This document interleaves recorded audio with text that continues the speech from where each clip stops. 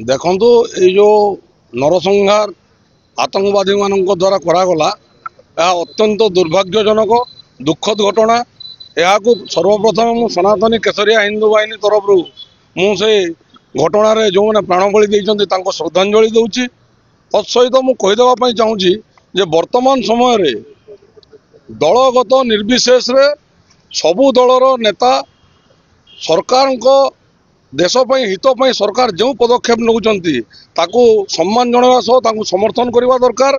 किंतु दुखर घटना ओडिशार जड़े राज्यसभा सांसद श्रीमती सुलता देव जो विवृत्ति मंतव्य देइचंती अत्यंत दुर्भाग्यजनक लज्जाजनक घटना। से जो घटना जो मंतव्य देइचंती जे यह मनगढ़ा कहानी तो मुझे पचारिया चाहूँगी गोटे घटना 27 जनकर जीवन गला सेठी लोकों को पचारि पचारि तमें क्यों धर्म क्यों जातिर लोक बोली पचारिक गुली मरा गला एवं दरकार स्थल लोकों को पैंट भी मध्य खोलिकी सेठी से देखी हिंदू बोली जानला पर मारी।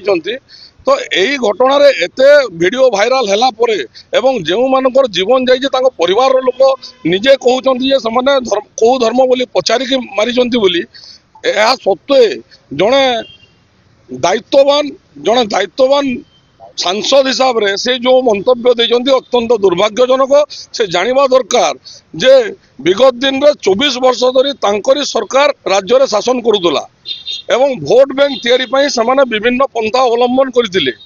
समाने वर्तमान जानिलेनी जे आगामी दिन रे तांको सरकार आ फेरिवार नाही। औषध विकल रे ताटिया कामुड़िबा भली मंतव्य से देउचंती जहाँ अत्यंत दुर्भाग्यजनक। जड़े सांसद को मुहरु यह शोभा पाऊना। आम यही घटना को तांकर यही मंतव्य को दृढ़ भाव निंदा करुचु। सरकार को निवेदन करुचु जे तांको कारण दर्शाओ नोटिस दिया जाऊ एवं तांको यथाशीघ्र जदि हो पारुछि यथा संभव तांको राज्यसभा निलंबन करा जाऊ, तांको नाम एफआईआर दर्ज करा जाऊ एवं तांको दरकार पड़े गिरफ मध्य करा जाऊ।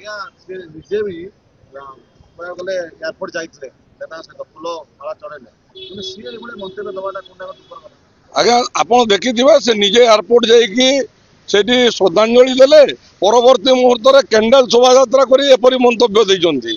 अत्यंत दुर्भाग्यजनक लज्जाजनक घटना। आज्ञा आउ तांको मुहरु गोटे राज्यसभा सांसद को मुहरु गोटे दायित्ववान प्रतिनिधि मुहरु एपरी मंतव्य शोभाजनक नुह। तांको उपरे कार्यानुष्ठान ग्रहण करिवार समय आछि। तत्सहित मु ओडिशार एवं भारत वर्षर समस्त दलर जेतिकी राजनेता अच्छा समस्त को एवं जनसाधारण को भारत वर्षर अनुरोध करुच्ची वर्तमान समय एकत्रित होवार समय समस्ते मिसी एकत्रित होई दलगत निर्विशेष एवं सर्वसाधारण जनता को मध्य मु निवेदन करुच्ची आसंतु आमे समस्ते मिसी भारत वर्ष को रक्षा करवा। भारत वर्षर अखंडता उपरे जे कहीं भी आँच आनिबे तांको उपरे आमे समस्त मिसी देखु आज्ञा यही घटना से केवल भारत वर्षर हिंदू ऊपर नुह वर्तमान सरकार से टार्गेट करके घटना केंद्र सरकार उभय जगार गोटे सरकार अच्छे आज्ञा केंद्र एवं ओडिशा रे सही सरकार बीजेपी सरकार अच्छी।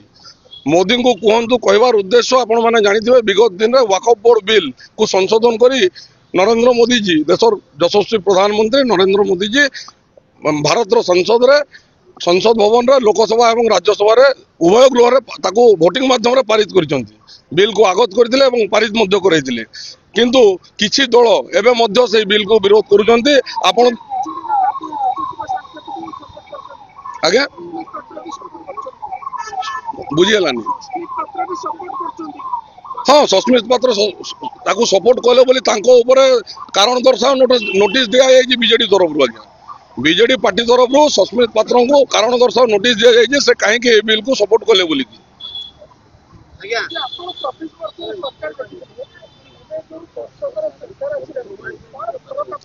निश्चित रूप से गुड़ाए फरक अच्छी आज्ञा 24 वर्ष जो कम होता 10 मास भितर गुड़ाए कम यही सरकार कर बहुत गुड़ाए कम अच्छी आज्ञा।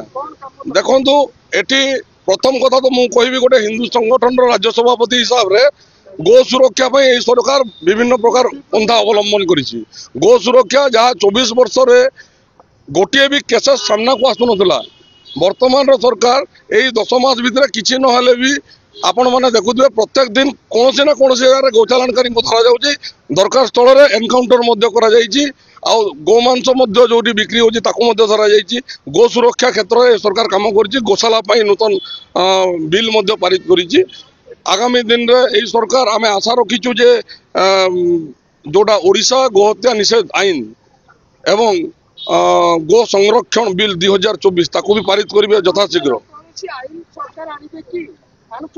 आज्ञा निश्चित रूप रे मु जोटा कहूँ ओडिशा गोहत्या निषेध आईन एवं गो संरक्षण 2024 यही बिल टाकू आगत मध्य यही सरकार नूतन सरकार करिसंती जहाँ गोटे ऐतिहासिक बिल यही बिल सारा भारत वर्ष रे जो बिल आसुची सारा भारत वर्ष रे प्रकार बिल आसी नाही सेटा गोटे किंवदंती बिल हेबाकू जाउची ओडिशा सरकार जदि ताको पारित करिवो ताले सारा भारत वर्ष ओडिशा सरकार को पाखरे ओडिशा सरकार को से शिक्षा लाभ करिवे।